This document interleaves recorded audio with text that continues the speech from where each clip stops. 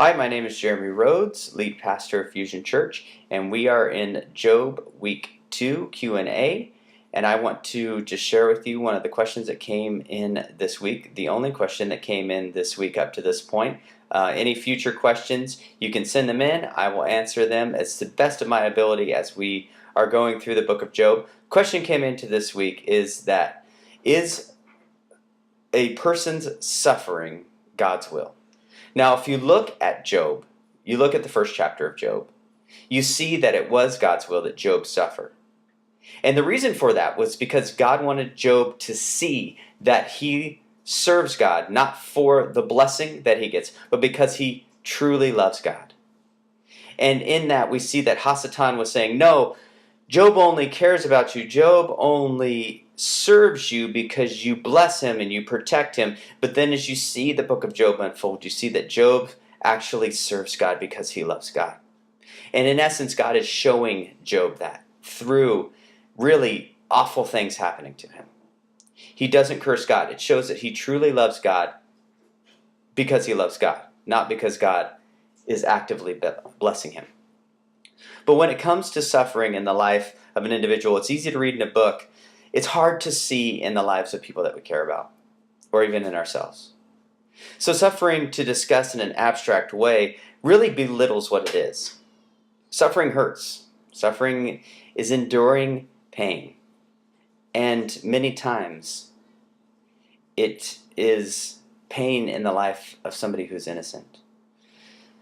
The example used, and it is a valid example, is in a life of a child who is being abused or a victim of a heinous crime. And I will simply say this: God is in control. God knows the future. He's sovereign over all of creation. He knows the future. He knows the decisions we're going to make, but that does not any less make them our decisions. When we act in sin and victimize another person, God can be responsible for bringing good ultimately out of that, but he's not causing it to happen. We bear the responsibility of our sin. If you look at the Garden of Eden and you look at Adam and Eve, they sinned, but God did not cause their sin. Their decisions caused their sin, and a lot of our decisions subsequently throughout history have been caused by sin, caused by the sin in our own life, but not directly caused by God, though he knew it was going to happen.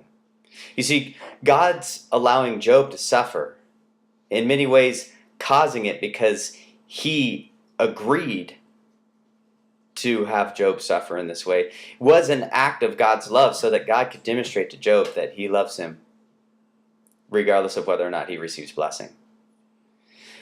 When an individual suffers because horrible things are done to them by others, the person that bears that responsibility is the person who does those things. It's not God's will that the innocent be victimized. It's something that God allows to happen because free will is a part of the human reality. People choose to do horrible things. God is all-powerful and can remove evil from the world. And as we move down the line of the book of Job, we'll address evil in a bigger scenario of human evil. But God's answer is always, when we see why does he allow evil to continue, is wait. He's telling us to wait because he has in store a new heavens and a new earth where there will be no more suffering. God will put an end to evil. And from our perspective, it can be frustrating to think that God says, wait to see evil destroyed. But that's where we live. We live in a time where we can experience salvation God has provided through the person of Jesus, and we wait for the hope of eternity. So is it God's will that we suffer? Is it God causing the suffering that is done to us by others? No. Is he allowing it? Yes, because he is all-powerful. You see, in the book of Job, God is ultimately responsible for Job's suffering. And Job does get to have his appointment with God to discuss that. And I do believe that God is loving And when we experience intense suffering, things happen on the other side of it when God is at work in our lives to bring redemption. And some of us will always walk with a limp because of the suffering. But those of us who experience this intense suffering, in a lot of ways, see the way that God forms our character.